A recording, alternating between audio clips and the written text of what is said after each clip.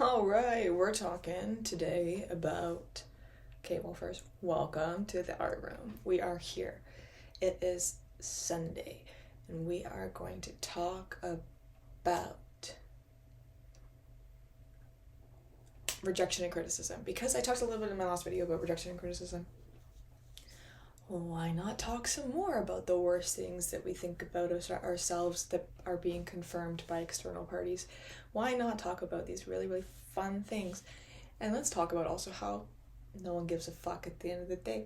So, number one, rejection and criticism. It's an inevitable part of being alive. It's an inevitable part about being a creator, especially a creator that's going online, especially a creator that's looking to get feedback. And it's awful. Awful. I used to be the kind of person, forgive me for this, I used to be the kind of person that if you give me feedback, I would literally in my head, like, envision me stabbing you. I would be like, nope, actually, you're wrong. Dead wrong. Oh, say it again. Can't hear you. You're dead. So, I couldn't take it. It was evidence of a deeper insecurity that I didn't have the confidence in my work, and I didn't have the confidence in what I was doing, and I was like the far end of the kind of person that could, if there's a spectrum of can take feedback and dies in a hole due to anxiety from feedback or self-criticism, I am like dying in the hole that the hole is dying in on the other side of that spectrum, because that was where I was at. If you said anything about anything that I did, it was like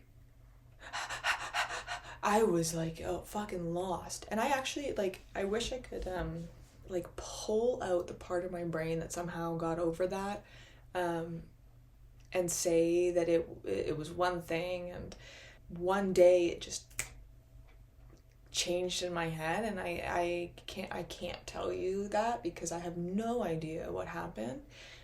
Perhaps a little bit of apathy prescribed by Zoloft, that could have happened, but in reality it was just a process of hearing criticism over time is what my best guess is. My best guess about hearing criticism and rejection over time is that you become well accustomed to it, and the more confidence you build in your work and the things that you do and the things that you approach the world with and yourself, and the more external and internal validation you give yourself and affirmation and all these things, the better you stand a chance against someone voicing their opinion. I think there's a thing we have to talk about here. So, we've already said rejection and criticism are kind of just part of the cards you're dealt as a person. You experience it in literally any facet. You can apply for a job, you can do an interview, you get rejected. You can ask someone out, you get rejected. You can walk down the street and ask someone, can I use your bathroom? And they say, no. And it's like, oh my God. Devastating. And we see things all over the place about like rejection therapy and all these things, and exposure really is a big part of making rejection feel like this to now this, because it's really not that deep. So here's tango. Yeah, rejection's just not that deep, and I think a part of it is first recognizing that the rejection is not against you. Oftentimes, if you're rejected for anything in the world, it's because it's just how it is. For example, if you aren't thirsty and I say, hey, want a cup of water? Want a cup of water? And you say no, and I'm like, oh, you hate me. Oh, you hate me. That seems like a gross overreaction, right? So if someone says, I submit to an art contest, and someone says, if you did X differently, maybe you would have gotten it, but for now we're going to pick this other really cool person. And I'll say, thanks for calling me cool, first of all. Even in my imaginary scenario, this person's a genius. And second of all, I would say, that's so fair because this other person also deserves it. And a part of that is because it's not a dig against me or my work. It's that there are opportunities out there for everybody, and some of them are going to go to you and some of them aren't going to go to you. So rejection is really easy in that way because it's not super, super personal. It's very much like you get it or you don't. Because rejection is something that we deal with so regularly in our lives, I think it's one of the easier things to get over, especially compared to criticism.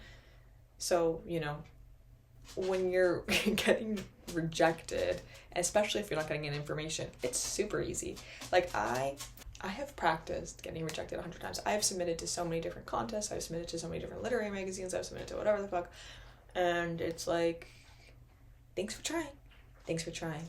And here's the thing, if I didn't get my participation ribbon from cross country for all 8 years that I did it, then I would have been destroyed because I had no experience of being just for showing up, But it is a feat to show up. Give yourself some credit.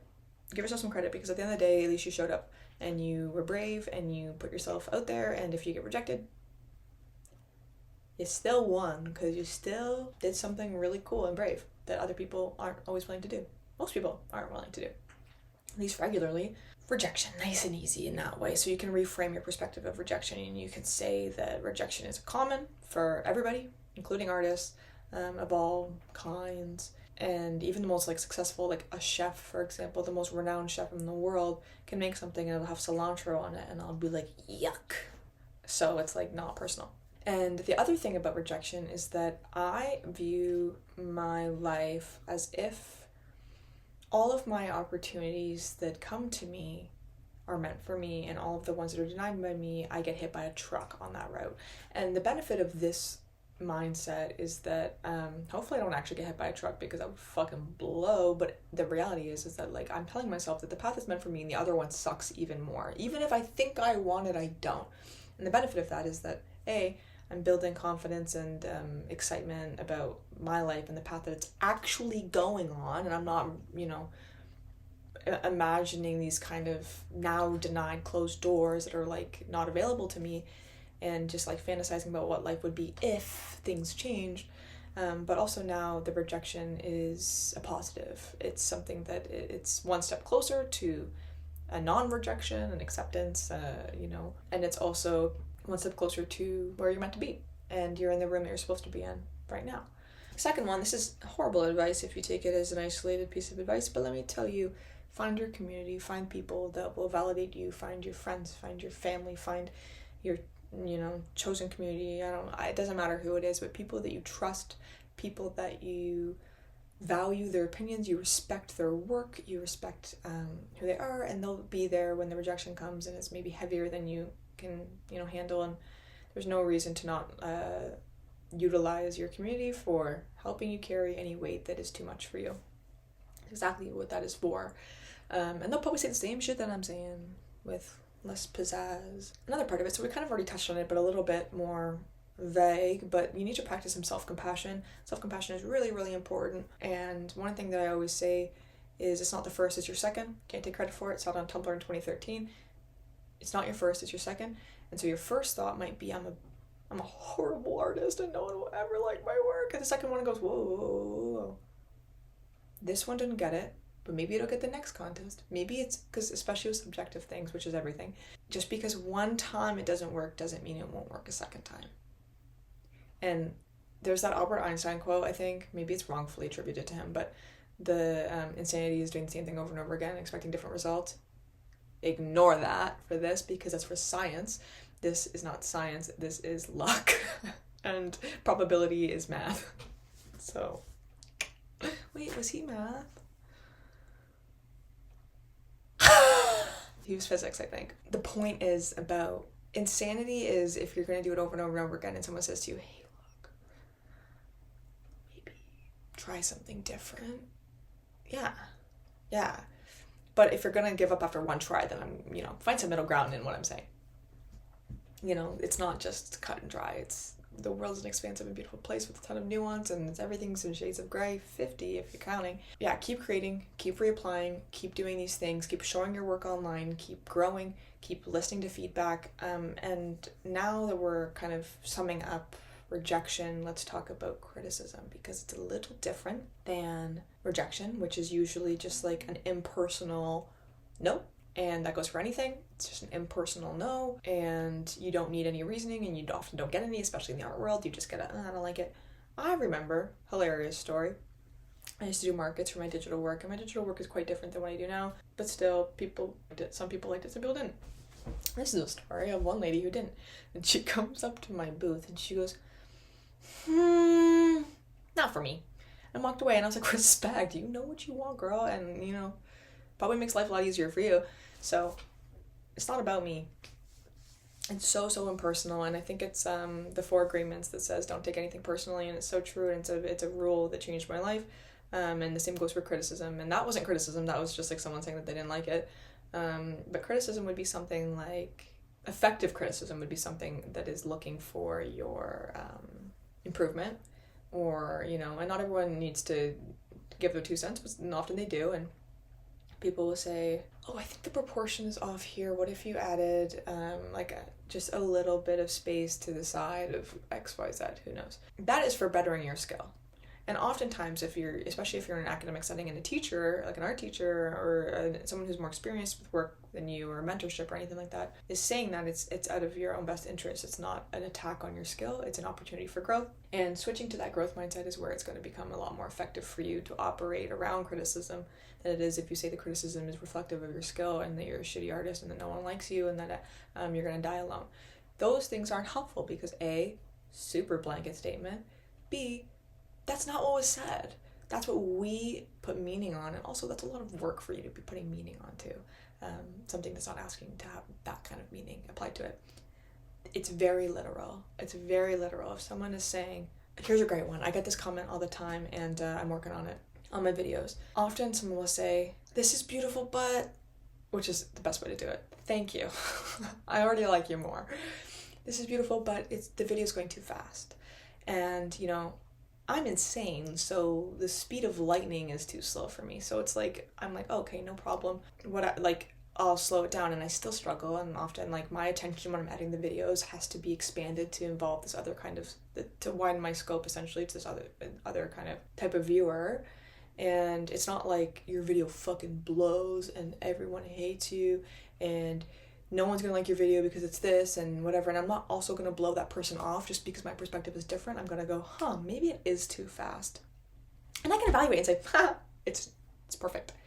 But oftentimes I look back on those videos and I'm like, I'm really glad someone told me it's going too fast, because now I've slowed down my videos. You get more out of them. They're all the better for it. And that person took 10 seconds out of their day and probably doesn't even think about it, right? And that also goes for trolls, by the way. 10 seconds out of their day, they don't even think about it, and they just they'll say mean things. I have crazy DMs, which is crazy considering like my following is quite small. I have like a very, very like tight-knit. Everyone that I interact with online is very sweet and kind, and I love them all, especially the people who regularly comment. I'm like in love with all of you, truly. I have a shrine for you that you'll never see, and you'll have to take my word on. But the whole point is that we can utilize constructive criticism all the time, and not only will we do it regularly, we'll do it effectively, and we'll do it with consideration of both what our goals are and the consideration of others, and that's one way of making art A, more accessible, and B, bettering your skill, because sometimes you don't have everything that, you know, and often this is great. Like, for example, I'm in marketing, okay? And I'll say, I've been looking at this for too long, please, we'll look at this because I've been staring at the screen for so long.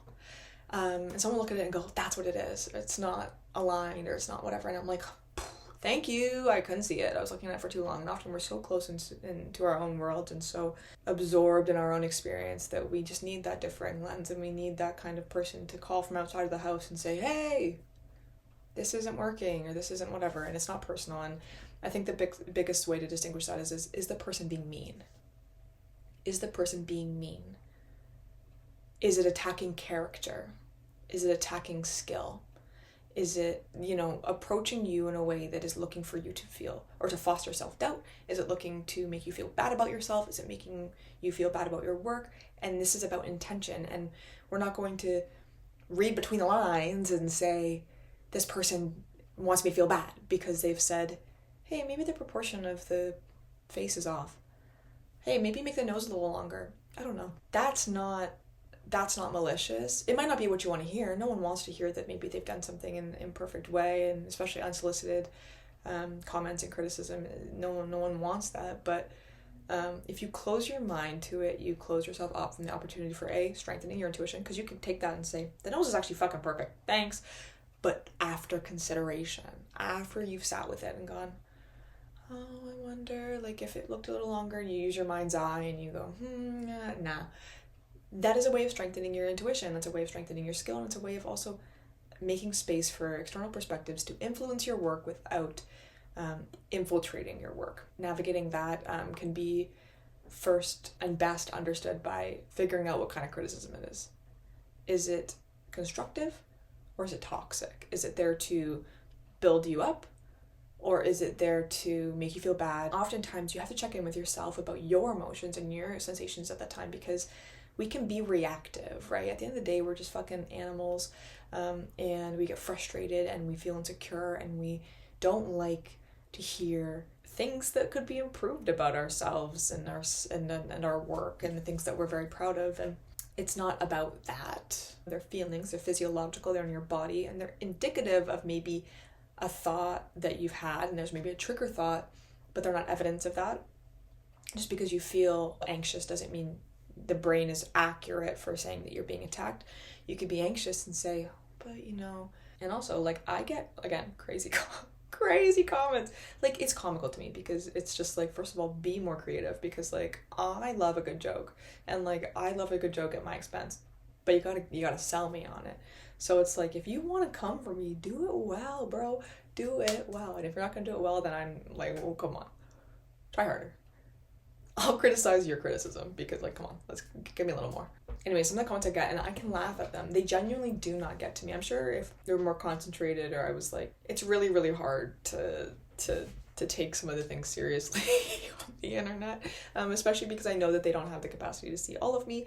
They don't have the capacity to see, and when I say that, I mean like, they don't know my personality, they don't know, they've never seen me operate in the world as a person, someone who exists, and the voice doesn't matter, essentially, because they don't have the full perspective. And criticism and rejection can, they can help you improve your skill, but they can also help you, they're opportunities to build self-confidence, they're opportunities to build a strong sense of style and artistic license, and also opportunities for you to build a growth mindset and say like, oh, these are actually comments that I can consider, not take as truth necessarily, and also not take what you're saying as truth either, but understanding that you're not perfect, there's always room for growth, and anything that illuminates that fact is not a direct attack at you, but rather an opportunity to engage with this kind of very natural human experience, which is imperfection, and strengthening, again, just like what we do and how we operate in the world, because it's hard.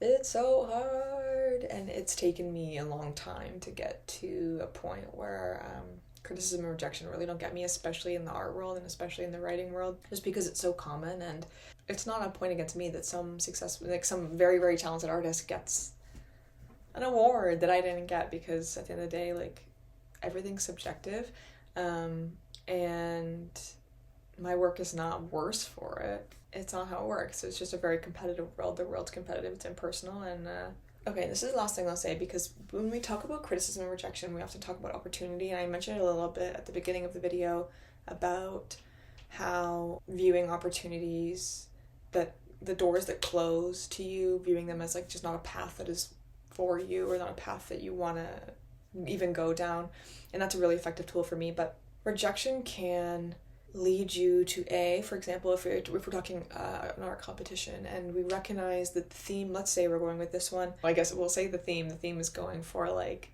birthday party.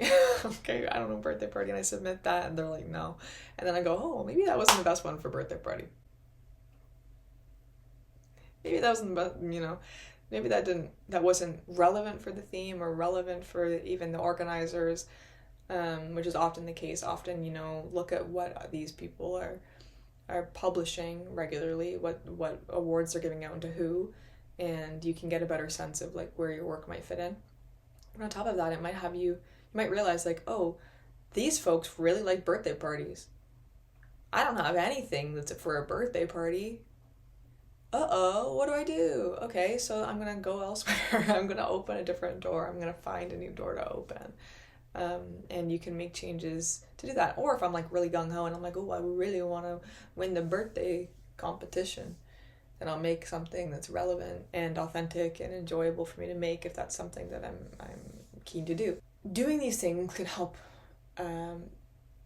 you align with yourself, your understanding, your work, and help your work align with other people. And it's not saying to cater your work to other people, but find where it fits in this greater kind of social paradigm. Because life is hard and not everything fits exactly where it's supposed to, and not that it's supposed to, but where you think it's supposed to. And